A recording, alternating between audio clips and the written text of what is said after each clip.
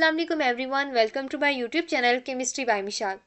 In this lecture we will discuss about how can we calculate total number of fundamental vibrations and then we will discuss about non fundamental vibrations जिसके अंदर हम देखेंगे overtones के बारे में, combination band के बारे में, डिफरेंस बैंड क्या होता है और उसके साथ साथ हम फर्मी रेजोनेंस बैंड के बारे में डिस्कस करेंगे।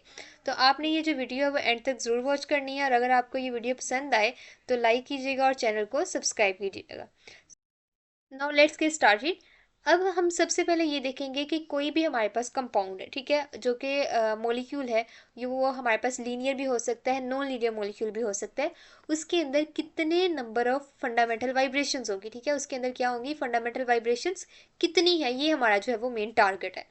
अब अगर आप कोई भी मॉलिक्यूल देखें, मॉलिक्यूल हमारे पास या तो लीनियर होगा या फिर हमारे पास नॉन लीनियर मॉलिक्यूल होगा। अब ऐसा जो मॉलिक्यूल है इसकी जो है वो 3 टाइप की मोशन होती है, ठीक है, या तो इसकी ट्रांसलेशनल मोशन होती है या इसकी रोटेशनल मोशन होती है और थर्ड इसका मोड कौन सा होता है वाइब्रेशन वाला, ठीक है। ये 3 तरह की मेन जो है वो जो हमारे पास मोड्स है वो शो करता है। अब जब ट्रांसलेशनल मोशन होती है वो क्या होती है एक्चुअली हमारे पास, अगर लेट्स सपोज हमारे पास ये वाला मॉलिक्यूल है, ये हमारे पास एज होल जो है वो या तो एक्स एक्सिस के लॉन्ग मूव कर सकता है या वाई एक्सिस के लॉन्ग मूव कर सकता है या जी एक्सिस के लॉन्ग मूव कर सकता है। यानी हमारे पास अगर चाहे लीनियर मॉलिक्यूल हो या हमारे पास हो नॉन लीनियर मॉलिक्यूल, उसके अंदर हमारे पास क्या होता है वो जो है वो 3 टाइप की ट्रांसलेशन मोशन जो है वो शो कर सकता है। अब ट्रांसलेशन मोशन हमारे पास ये होती है कि अगर आप एक ऑब्जेक्ट है उसे एक पॉइंट से दूसरे पॉइंट की तरफ लेके जाएं और उसके सारे के सारे जो हमारे पास पार्ट्स होते हैं वो क्या रहे, वो रोटेट भी ना करें और वो उतना ही डिस्टेंस कवर करें जितना दूसरा कर। लाइक अगर आप जो है वो इस यहाँ से इसकी मोशन करवा रहे हो ये जी एक्सिस के लोग, ठीक है, तो जितनी इस मॉलिक्यूल के ये वाले जो एटम ने तय की है, ये जो इसके ये वाले पॉइंट वाले ने जितनी मोशन तय करके वो इस यहाँ तक पहुंचा है उतनी उसके ये वाले मॉलिक्यूल के इस पार्ट ने की होगी, ठीक है। यानी हमारे पास सारे जो उसके अंदर मौजूद हैं कंपोनेंट्स हैं वो उतना ही ट्रेवल किए हो, ठीक है। ये हमारे पास होती है ट्रांसलेशन मोशन। अब ये जो है वो मैंने बता दिया आपको 3 तरह की होती है, ठीक है, चाहे हमारे पास क्या हो लीनियर मॉलिक्यूल हो या हमारे पास हो नॉन लीनियर मॉलिक्यूल, दोनों के केस में हमारे पास क्या होती है 3 होती है, ठीक है। कितनी होती है 3 होती है। अब दूसरी हमारे पास होती है रोटेशनल वाली। अब रोटेशनल मोशन में हमारे पास क्या होता है, अगर आप देखिए लीनियर या नॉन लीनियर मॉलिक्यूल दोनों के केस में अलग अलग होती हैं। अगर आप देखें नॉन लीनियर मॉलिक्यूल के केस में, तो नॉन लीनियर मॉलिक्यूल जैसे कि यहाँ मैंने 3 एटम्स में बनाया है, इसके अंदर हमारे पास क्या होता है, इसके अंदर अगर आप देखें तो यहाँ पे हमारे पास एक ही हमारे पास एक्सिस के लॉन्ग जो है वो रोटेट कर सकता है, ठीक है, या फिर हमारे पास ये वाई एक्सिस के लॉन्ग या जी एक्सिस के लॉन्ग, यानी ये हमारे पास एक्स एक्सिस के लॉन्ग इसने मूव कर लिया, ठीक है, ये इसने मूव कर लिया वाई एक्सिस के लॉन्ग और ये है हमारे पास जी एक्सिस के लॉन्ग जो है वो इसकी रोटेशन यानी अराउंड इट्स एक्सिस ये रोटेट कर रहा है, ठीक है, ये क्या कर रहा है रोटेट कर रहा है। तो ये चीज़ 3 तरह की हमारे पास होगी in case of non linear molecule, ठीक है। यानी हमारे पास नॉन लीनियर मॉलिक्यूल के केस में 3 ये होगी। 3 थी उसकी क्या ट्रांसलेशनल मोशन की वजह से और 3 थे इसकी किसकी वजह से रोटेशनल की वजह से।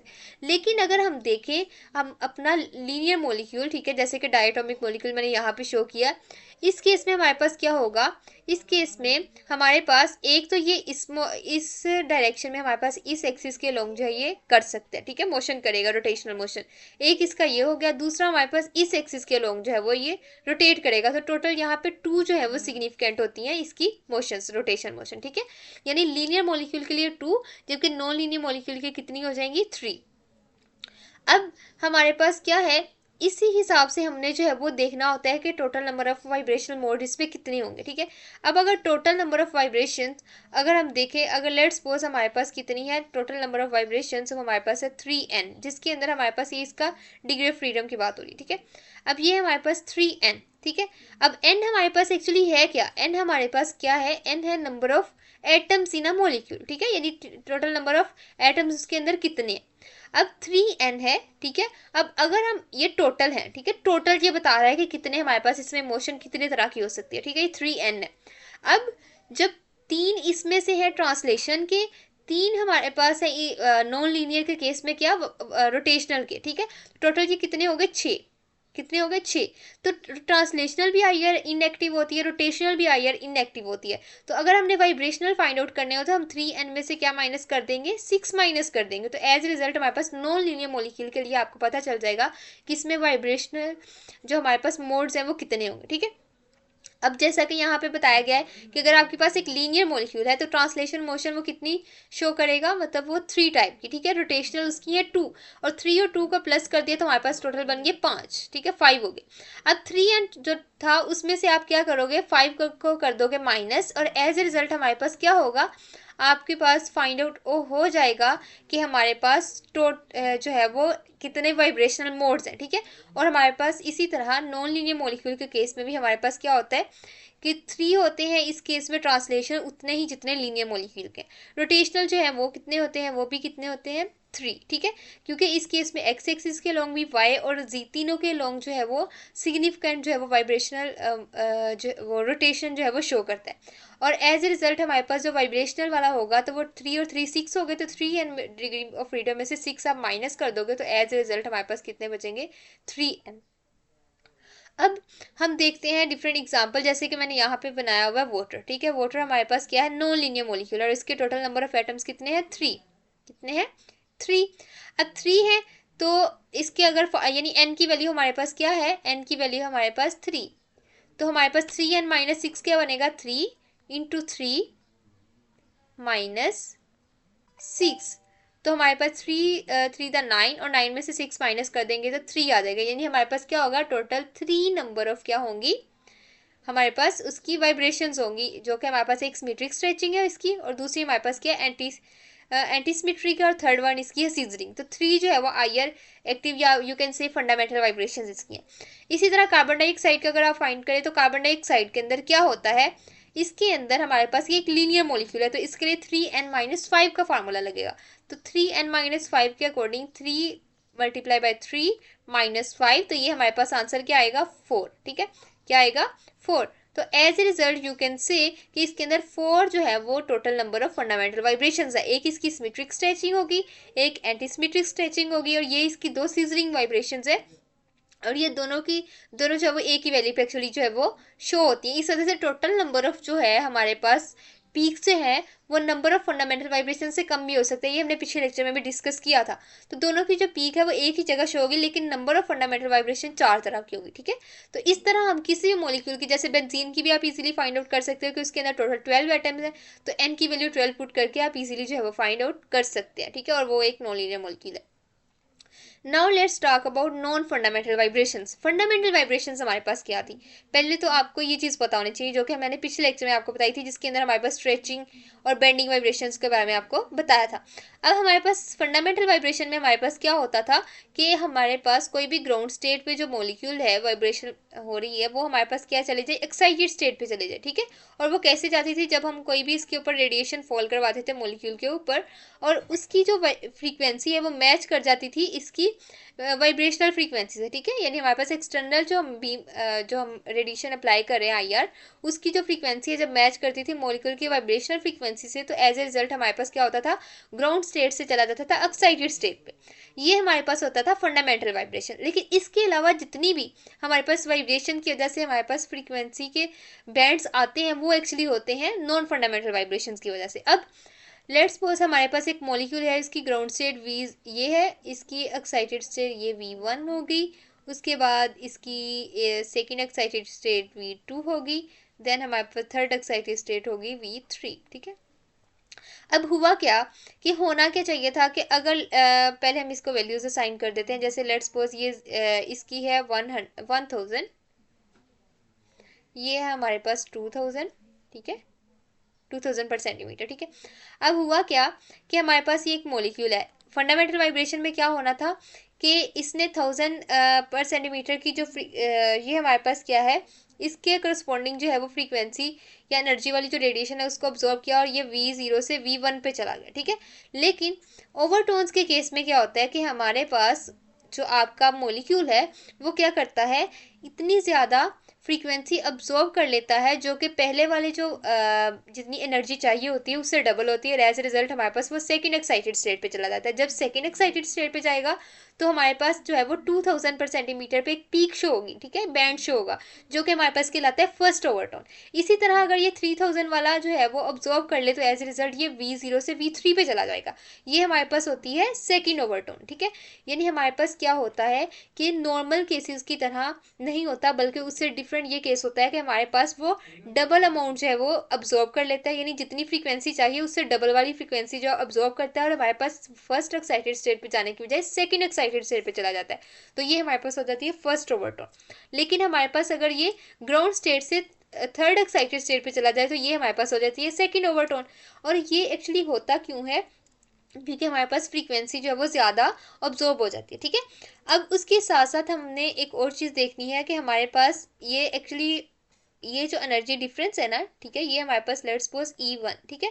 इसी तरह ये जो एनर्जी डिफरेंस है ये अगर हमने देखना हो कि V0 और V2 का कितना है तो ये मोस्ट ऑलमोस्ट इक्वल होता है 2E1 के। ठीक है, यानी हमारे पास ये डबल होता है E1 के तकरीबन। ठीक है, तो एज ए रिजल्ट हमारे पास क्या होगा, जब इतनी एनर्जी की फ्रीक्वेंसी, इतनी एनर्जी की जो आई रेडिएशन एब्जॉर्ब होगी तो देन हमारे पास ये ट्रांजिशन होगी। ठीक है, तो हमारे पास ये ओवरटोन जो है वो ऑब्जर्व होते हैं और ये मोस्टली 2000 के करीब जो है इस वेव नंबर पे जो है वो हमारे पास अपीयर होते हैं।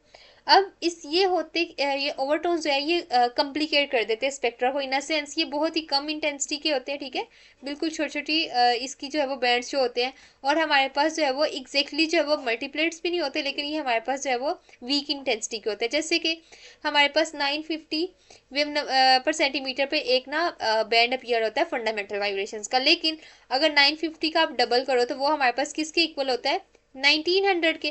तो अगर 1900 पर सेंटीमीटर जो है वो उसके करस्पॉन्डिंग हमारे पास कोई भी एनर्जी की जो आई रेडिएशन है उसको ऑब्जर्व कर लेगा आपका मॉलिक्यूल, एज ए रिजल्ट हमारे पास वो 1900 वेव नंबर पे जो है वो एक बैंड शो करेगा जो कि हमारे पास ओवरटोन बैंड होता है। ठीक है, जैसे कि अब यहाँ पे देख सकते हैं कि 1717 पे हमारे पास पर सेंटीमीटर पे एक फंडामेंटल बैंड अपीयर हुआ, उसके साथ साथ इसके डबल अमाउंट पे भी एक शो हो रहा है 3414 पे। इट मीन्स कि हमारे पास ये क्या है, ओवरटोन है। और ये देखिए आप इसको देख सकते हैं कि ये वीक इंटेंसिटी की होता है। ठीक है, तो ये हमारे पास एक इंपॉर्टेंट नॉन फंडामेंटल वाइब्रेशन है। Now let's talk about combination band. अब कम्बिनेशन बैंड भी हमारे पास नॉन फंडामेंटल वाइब्रेशंस होती है और इस केस में हमारे पास क्या होता है, इसको समझने के लिए मैं आपको बताती हूँ। लेट्स सपोज हमारे पास एक मॉलिक्यूल है ए, ठीक है, ये भी हमारे पास मॉलिक्यूल ए और ये इसकी है ग्राउंड स्टेट और ये है इसकी एक्साइटेड स्टेट। ठीक है, और ये लेट्स सपोज 1000 के ऊपर शो कर रहा है। ठीक है, और ये है ये ही मॉलिक्यूल है लेकिन इसकी कोई और वाइब्रेशन है। ठीक है, उसके लिए इसको रिक्वायर है, ये है इसका V1 और यहाँ पे है इसकी 1700 पे। ठीक है, 1700 पर सेंटीमीटर। ठीक है, अब हुआ क्या, अब इसको ग्राउंड स्टेट से एक्साइटेड पे जाने के लिए 1000 और इसको इधर से जाएंगे इसके करस्पॉन्डिंग जो है वो आई रेडिएशन रिक्वायर्ड है। अब होता क्या है कि ये दोनों साइमल्टेनियसली क्या करते हैं, एक्साइट कर जाते हैं एक ही फोटोन की वजह से, यानी हमारे पास 2700 पर सेंटीमीटर जो है वो इसका जो ये फोटोन है अब्जॉर्ब करते हैं और एज रिजल्ट क्या होता है 1700 वाला भी जो है वो एक्साइट हो जाता है और हमारे पास इसके साथ साथ 1000 वाला भी एक्साइट हो जाता है। तो हमारे पास जो ओवरऑल एनर्जी जो होती है वो 2700 वाली जो है ये इसके करस्पॉन्डिंग हमारे पास, यानी हमारे पास टोटल 2700 पर सेंटीमीटर के ऊपर एक बैंड अपीयर हो जाता है जो कि क्या कहलाता है, कम्बिनेशन बैंड। यानी एक फोटोन जिसकी एनर्जी जो है वो डबल है दोनों की एनर्जी के, दोनों की एनर्जी का कम्बिनेशन है, दोनों की एनर्जी मिक्स कर लो तो उतनी उसकी एनर्जी है, तो उसकी वजह से हमारे पास दोनों के दोनों इकट्ठे एक्साइट हो जाते हैं और एज ए रिजल्ट हमारे पास क्या होता है, एक बैंड अपीयर हो जाता है 2700 पे। ये है हमारे पास कम्बिनेशन बैंड। सेकेंड हमारे पास होता है डिफरेंस बैंड। ये भी जैसे यहाँ कम्बिनेशन में क्या हुआ, दोनों फ्रीक्वेंसीज ऐड होगी और उसके करस्पॉन्डिंग पे हमारे पास दोनों के एडिशन से जो आंसर है वहाँ पे एक जो बैंड है वो अपीयर हुआ। डिफरेंस बैंड में हमारे पास क्या होता है कि उसके डिफरेंस के इक्वल हमारे पास क्या होता है, एक बैंड जब अपीयर होता है। इसको मैं समझाने के लिए आपको बताती हूँ कि जैसे लेट्स सपोज ये हमारे पास मॉलिक्यूल था, उसकी एक वाइब्रेशन हमारे पास जो है वो V0 और ये V1 और इसके करस्पॉन्डिंग हमारे पास जो वेव नंबर है वो 700 पर सेंटीमीटर नहीं 1700। ठीक है, और दूसरे के लिए है 1000। ठीक है, क्या है 1000 पर सेंटीमीटर। अब होता एक्चुअली क्या है, इसको समझने के लिए हम इसको देखते हैं। लेट्स सपोज ये एक मॉलिक्यूल है और एक ये मॉलिक्यूल है।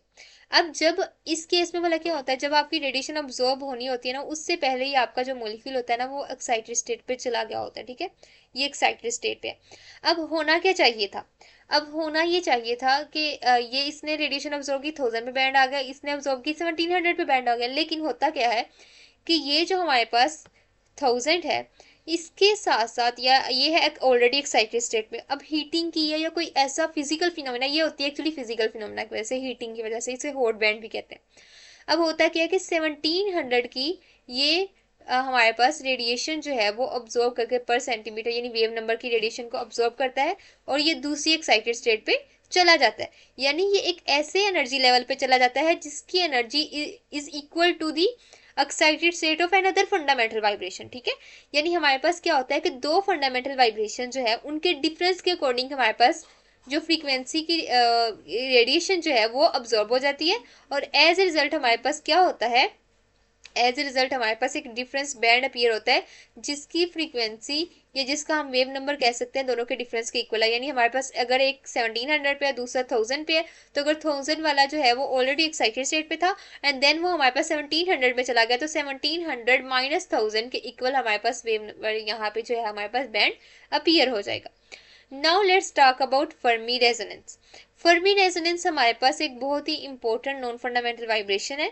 इस केस में हमारे पास क्या होता है, कपलिंग होती है एक फंडामेंटल वाइब्रेशन की और दूसरी या तो वो ओवरटोन हो सकता है या कम्बिनेशन बैंड हो सकता है। जैसा कि अगर मैं यहाँ पे देखूँ तो ये V0 और ये V1, ठीक है, और इसी तरह हमारे पास ये है V2। अब ओवरटोन क्या होता था, जब ग्राउंड स्टेट पे किस पे चला जाता था, सेकेंड एक्साइटेड स्टेट पे, जैसे कि ये, ठीक है, इस पे चला गया एक मॉलिक्यूल, ठीक है, वही मॉलिक्यूल, और उसी मॉलिक्यूल की कोई और वाइब्रेशन है जिसमें वो V0 से V1 पे चला गया, ठीक है। अब एक वाइब्रेशन ये है, दूसरी किसी टाइप की वाइब्रेशन का ओवरटोन ये। अब दोनों की एनर्जी जब ऑलमोस्ट इक्वल हो जाती है ना, एज ए रिजल्ट हमारे पास ये दोनों वाइब्रेशन कपल कर जाती हैं और हमारे पास एक लाइक हमारे पास ये भी लेट्स सपोज 1700 पे पीक आनी थी, ठीक है, लेट्स सपोज, और ये भी जो करस्पॉन्ड कर रही है वो 1700 पे आनी थी पर सेंटीमीटर पे। अब दोनों 1700 पे हैं, लेकिन जब दोनों कपल कर जाएंगी तो as a result one show होने की बजाय हमारे पास एक डबलेट की फॉर्म में ये शो होती है और इसकी इंटेंसिटी भी थोड़ी सी इनहेंस हो जाती है। क्या होती है, इनहेंस हो जाती है। ये हमारे पास एक्चुअली फिनोमिना होता है फर्मी रेजोनेंस की वजह से, ठीक है। यानी हमारे पास एक्चुअली क्या होता है, it is a resonance between और coupling between a fundamental vibration of absorption of one functional group with overtone और combination band of another functional group with a molecule. यानी मॉलिक्यूल एक ही है, ठीक है, उसकी एक वाइब्रेशनल मोड जो है उसकी फंडामेंटल वाइब्रेशन किसी दूसरे फंडामेंटल वाइब्रेशन के ओवरटोन या कम्बिनेशन बैंड के साथ कपल कर गई और एज ए रिजल्ट हमारे पास एक डबलेट की फॉर्म में अपीयर होता है जिसको हम क्या कहते हैं, फर्मी रेजोनेंस बैंड। अब जैसे कि मैं यहाँ पे बताना ये देखें, ये मैं आपको बताती हूँ कि ये हमारे पास 1408 के ऊपर एक CH बेंडिंग आ रही है। अब 1408 की जो बेंडिंग है इसकी ओवरटोन कहाँ पे अपीयर होगी, अगर आप इसको देखें तो ये हमारे पास अपीयर होगी ऑलमोस्ट 2816 पे, ठीक है, इस पर सेंटीमीटर पे हमारे पास अपीयर होगी।